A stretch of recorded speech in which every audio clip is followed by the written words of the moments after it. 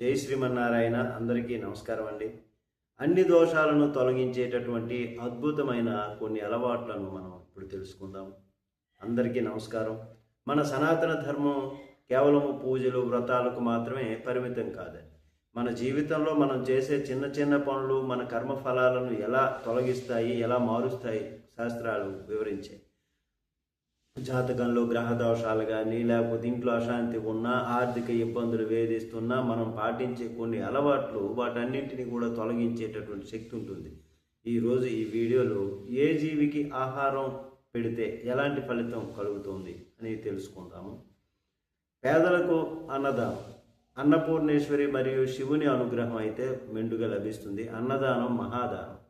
శాస్త్రాల ప్రకారము అన్నదాత సుఖీభవ అంటే అన్నం పెట్టినవాడు ఎల్లప్పుడూ సుఖంగా ఉంటాడని అర్థం. అయితే ఆకలితో ఉన్నవారికి, పేదవారికి ఆహారం అందించడం వలన సాక్షాత్తు ఆ కాశీ అన్నపూర్ణేశ్వరి పరమశివుని అనుగ్రహం అయితే తప్పక లభిస్తుంది, సంశయం అయితే లేదు. మరి ఇంట్లో ధనధాన్యానికి కూడా ఎప్పుడు కూడా లోటు ఉండదు. మీరు చేసేటటువంటి ఈ పుణ్యకార్యం మీ వంశాన్ని రక్షిస్తుంది. మరి అపారమైన ఐశ్వర్యాన్ని కూడా ప్రసాదిస్తుంది, ఆరోగ్యాన్ని కూడా కలుగజేస్తుంది. కుక్కలకు ఆహారం పెడితే ప్రమాదాల నుండి రక్షణ. కాలభైరవ అనుగ్రహము, రక్షణ కవచము. కుక్కను కాలభైరవుని వాహనంగా భావిస్తాం కదా. వీధి కుక్కలకు లేదా మీ పెంచుకునేటటువంటి కుక్కలకు ఆహారం పెట్టడం వలన శని దోషాలు కూడా తొలగిపోతాయి.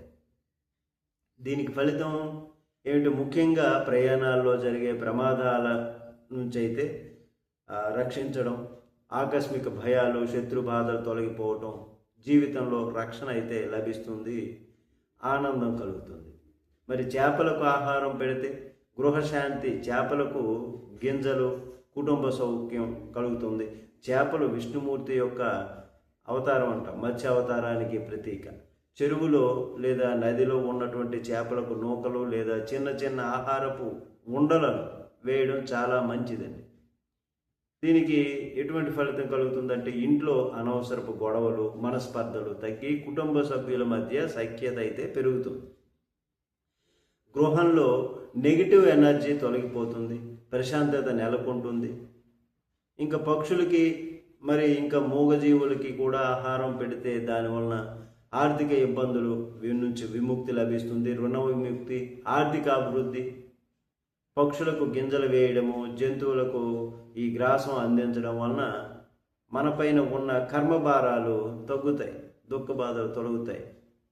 ఫలితం దీర్ఘకాలంగా వేధిస్తున్నటువంటి అప్పుల బాధలు కూడా ఆర్థిక సమస్యల నుండి బయటపడడానికి ఇది ఒక అద్భుతమైనటువంటి మార్గం అండి. మీ వ్యాపారంలో లేదా ఉద్యోగంలో ఆటంకాలు తొలగి ధన ప్రవాహం పెరుగుతుంది, ధనానికి లోటు ఉండదు. ఇంకా గోసేవ. ముక్కోటి దేవతల ఆశీస్సులు కూడా గోసేవ చేస్తే కలుగుతుంది. గోమాత సేవ సర్వ పాప హరణం.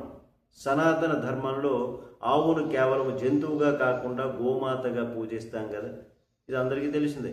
ఆవు శరీరంలో ముక్కోటి దేవతలు కొలువై ఉంటారని పురాణాలు కూడా చెబుతున్నాయి. అయితే ఏం చేయాలి?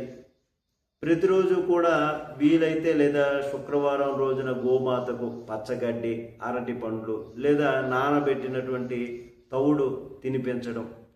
దీని ఫలితం ఎలా ఉంటుంది? ఒక్క గోమాతకు ప్రదక్షిణ చేసినా లేదా ఆహారం పెట్టినా ముక్కోటి దేవతలను కూడా పూజించినంత ఫలితం కలుగుతుంది. సకల పాపాలు తొలగిపోయి సంతోషకరమైనటువంటి జీవితం మన సొంతం అవుతుంది.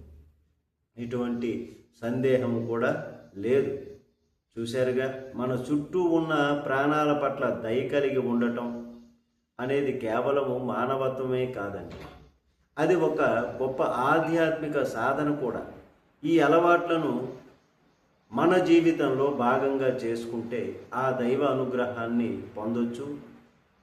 ఈ సమాచారం మీకు నచ్చినట్లయితే ఈ వీడియోకు లైక్ చేసి జై శ్రీమన్నారాయణ అని కామెంట్ చేయండి. సబ్స్క్రైబ్ చేయకపోతే సబ్స్క్రైబ్ చేయండి. ఇట్లాంటి ఆధ్యాత్మిక వీడియోలు అందించేందుకు సహకరించండి.